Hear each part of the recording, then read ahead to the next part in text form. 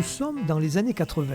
Les trolleybus n'ont plus que quelques années à vivre et ce film qui suit le cheminement du 81 à Saint-Just est signé d'un certain Martin, passionné de transport en commun.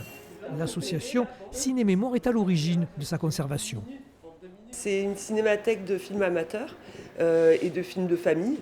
Donc on conserve tout ce qui est film inédit en fait, même plus largement, c'est-à-dire des films qui n'ont pas circulé dans le circuit professionnel. Sans oublier les films de famille tournés en privé comme celui de l'Estac qui revient de loin. Ce film-là, c'est un film qui a été trouvé. Donc on ne connaît pas la famille. Et en fait, il était entreposé dans un squat.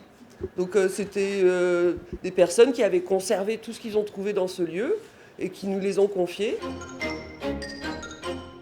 Il y a la petite histoire comme celle du quartier de la Pomme en 1934 et la grande, avec les chars qui traversent Saint-Just au moment de la libération 10 ans plus tard.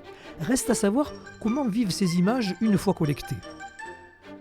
Ils ont plusieurs autres vies souvent, c'est-à-dire qu'ils peuvent être commandés par des personnes qui réalisent des documentaires historiques ou de sociétés, ou sur les anciennes colonies françaises aussi, puisqu'on conserve également des films de beaucoup de familles qui sont passées par des pays colonisés par la France.